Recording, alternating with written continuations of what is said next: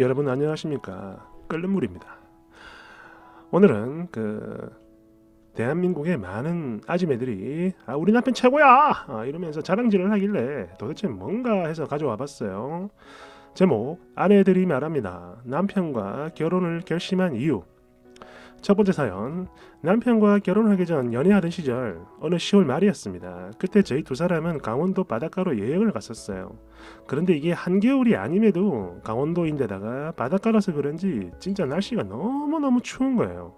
거기다가 더 큰 문제는 이게 뭐 미리 여행 계획을 짰다거나 펜션 같은 거 막 이런 걸 예약을 한 게 아니고 그냥 마치 뭐 대학 시절 그 MT 가는 것처럼 정말 가벼운 마음으로 야 오늘 우리 여행 가자 이러면서 진짜 아무 계획 없이 그냥 갔던 겁니다. 거기다가 이때 저나 신랑은 차가 없었어요. 해서 안 되겠다 싶은 마음에 일단 민박집을 잡았는데 하필이면 이날 또 민박집 보일러가 고장이 난 겁니다. 저희 때문에 정말 오랜만에 틀었는데 고장이 났다고 해요. 안 됐어요. 그냥 나갈까 싶었지만 갈 데도 없고 또 이게 시간도 너무 늦었고 거기다가 이런 점을 너무 미안해 하시는 주인 아주머니의 모습에 그냥 됐어 오늘 여기서 자자 이렇게 결정을 했죠. 그리고 바로 후회했습니다. 진짜 너무 추운 거예요. 얼마나 추웠는지 모릅니다.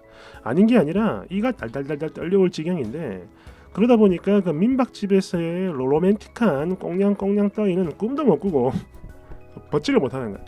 그냥 잠시 껴안고 있다가 바로 이불 덮고 잤습니다.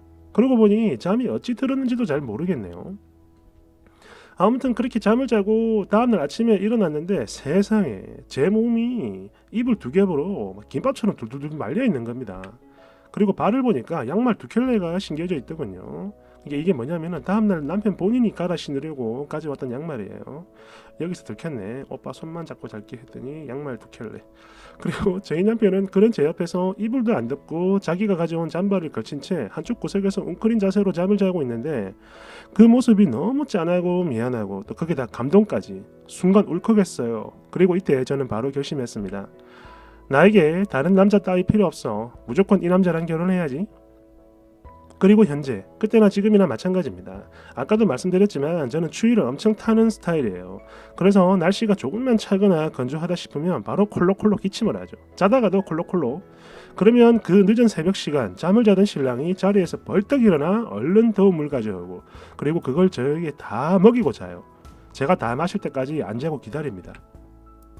그리고 다음날 아침 눈을 떠보면 여지없이 양말 두 켤레. 너무 귀엽고 사랑스러운 신랑이에요. 두 번째 사연. 안녕하세요. 저희는 결혼 6개월 차 신혼부부입니다. 김밥처럼 돌돌 말린 양말 남편 사연 잘 봤어요? 저도 저희 남편과 결혼을 결심한 이유 좀 써볼게요. 그러니까 이건 작년에 있었던 일입니다. 하루는 저희 커플하고 친구 커플이 한 집에 다 같이 모여 치킨을 와구와구 뜯으면서 TV로 개그 콘서트를 보고 있었습니다. 그러다가 막 이래저래 막 웃긴 장면들 나오니까 저는 당연히 막 깔깔거리며 웃었거든요. 그리고 저는 이때 전혀 몰랐어요. 그러다가 제가 화장실을 갔고 거기서 나올 때 그 화장실 앞에서 기다리는 친구가 저한테 그랬습니다. 야, 이 가시네야, 닌 참 좋겠다. 뭐가? 니는 TV를 보면서 웃는데 니네 오빠는 널 보면서 계속 웃네? 대뜸 이러는 거예요. 네, 맞아요. 저기서 말하는 오빠가 지금의 남편입니다. 아무튼 친구의 이 말을 듣고 가만히 생각을 해보니 그랬어요. 너무 익숙하니까 잘 못 느끼고 있었는데 이 사람은 정말 언제나 항상 저를 보면 웃어주고 또 웃게 만들어주는 사람인 겁니다. 이걸 깨달았죠. 그래서 내가 오빠를 보면 늘 기분이 좋았구나.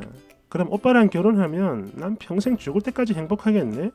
살짝 유치하지만 이런 생각을 했고 올해 초 결혼을 했는데 진짜 행복해요. 그때나 지금이나 저를 웃게 만들어주는 고마운 사람.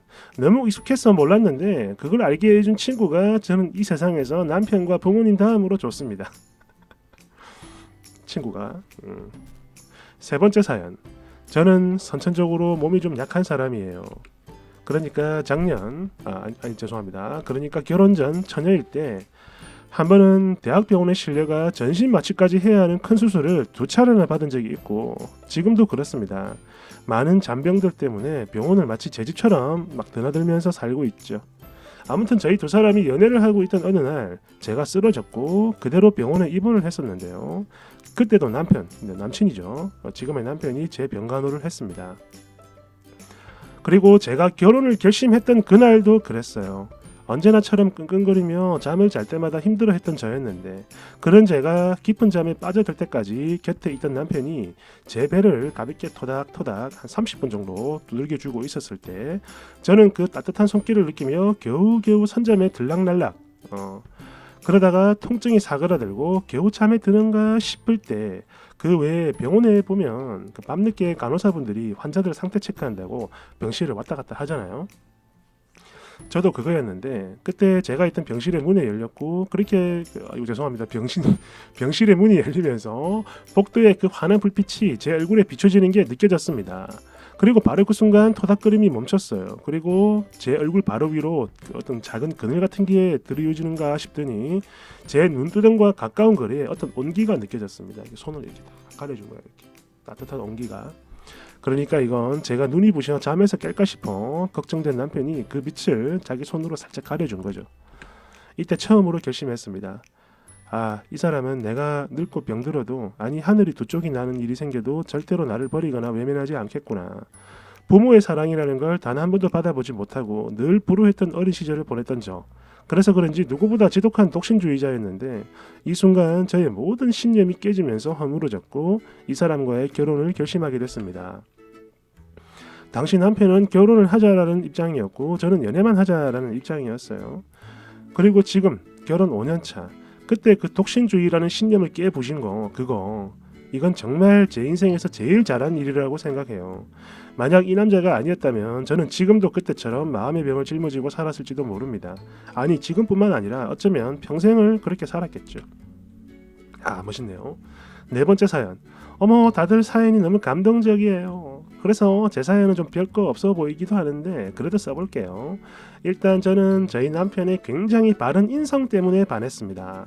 뭐 당연히 저한테도 늘 그랬지만 그 외에 모든 사람에게 뭐 식당 종업원이나 뭐 편의점 알바생들, 버스 기사님 등등등 이런 분들에게 절대로 함부로 대하지 않고 늘 감사 인사와 먼저 배려하는 모습들, 그리고 신호등이 없는 횡단보도에서 길을 건너려고 기다릴 때 먼저 지나가라고 양보를 해주는 차가 있으면 이때도 절대 그냥 지나치지 않고 목례로 인사를 하는 모습들을 보면서 결심했죠. 아, 이 남자랑 결혼해야지. 마트 입구에서 인사하는 분들에게 늘 답례를 하고 아파트 경비원들이 보이면 먼저 다가가 인사하고 또 인사해서 그치는 게 아니라 따뜻한 말 한마디 건네고 아버지 없이 호르몬이 밑에서 어렵게 컸던 사람인데 진짜 인성이 너무나 바르고 올곧은 사람이에요. 멋있네요. 엄마도 아닌 아내인 제가 남편에게 이런 말 하면 좀 이상한데 이런 게 너무 고맙고 대견하더군요. 또 그러다 보니 책임감도 엄청나게 강한 사람이고 뭐 지금 당장이야 큰 부자 같은 건 아니지만 돈 같은 것보다 훨씬 큰 믿음과 확신이 생겼었어요. 그래서 제가 먼저 프로포즈 했죠. 다른 여자가 이 좋은 남자 먼저 잡아갈까 싶어 겁이 나가지고 제가 낚아챘습니다. 잘했어요. 지금도 그래요. 아 역시 내가 잘 잡았구나 라는 생각. 행복하세요. 다섯 번째 사연. 저 같은 경우 사귄 지 시간도 제법 흐르고 한 5년 정도 됐을 때 있었던 일입니다. 아무튼 뭐 서로에 대한 격정적인 호르몬 분비가 없던 때 하루는 제가 집에서 라면을 끓여준 적이 있었어요. 근데 이 사람은 평소 음식을 좀 빨리 먹는 편이고 저는 여자들 중에서도 좀 많이 느린 편입니다. 그러다 보니까 남편은 먼저 다 먹고 TV를 보고 있었는데 그 상태로 시간이 좀 흘렀고 제가 다 먹고 난 뒤 젓가락을 딱 내려놓으니까 마치 그걸 기다렸다는 듯 물부터 챙겨주고 또 그걸 다 마시고 나니까 후식이라며 냉장고에서 아이스크림을 꺼내주곤 바로 설거지를 합니다. 그리고 그런 남편의 뒷모습을 물끄러미 바라보는데 문득 그런 생각이 드는 거예요. 아, 그러고 보니까 지난 몇 년간 이 사람은 정말 단 하나도 변하지 않았네. 늘 똑같구나. 나를 진심으로 사랑하고 아껴주는 남자구나 라는 생각이에요. 물론 결혼 6년 차인 지금이야 밥 다 먹고 나면 가위바위보 하고 뭐 토닥거리고 싸우긴 하는데 그때나 지금이나 늘 저를 배려해주고 존중해주고 거기다가 성실하고 책임감 있고 또 제일 중요한 거 사람이 그때나 지금이나 참 한결같아요. 이게 제일 좋습니다. 너무 좋죠. 그리고 아까도 말했지만 저희가 지금 결혼 6년 차인데 연애까지 12년 아직도 그래요. 제가 생리통이 엄청 심한 사람이거든요. 그런 날이면 단 한 번을 그러지 않고 늘 죽 같은 거 꼬박꼬박 사오고 또 걱정하고 주물러주고 제가 차려주는 아침밥을 굉장히 좋아하는 사람이지만 가끔 해주질 못해도 아무 불만 없이 스스로 챙겨 먹고 그럽니다. 그리고 이건 제 남편인 걸 떠나서 그냥 한 명의 인간으로서 정말 멋있는 부분인데요. 강자에겐 그 누구보다 강하고 절대 비굴하지 않으며 약자에겐 정말 한없이 약해지는 그런 부드러운 사람입니다. 그리고 이런 저를 한 가지 더 행복하게 해주는 게 있는데요. 이제 겨우 5살인 우리 코올릭의 어린 아들이 이런 제 아빠를 완전 붕어빵처럼 빼다 박았다라는 겁니다. 야, 아빠도 멋있고 아들도 나중에 멋있겠네. 며느리 나중에 야, 이런 아들 나중에 며느리 주기 아까울 텐데 어떻게 이러다가 진짜 되는 거 아니요? 네, 감사합니다, 여러분. 아직 끝나지 않았어. 2부에서 좀 더 달달한 이야기 써볼게요. 잠시만 기다려주세요. 감사합니다.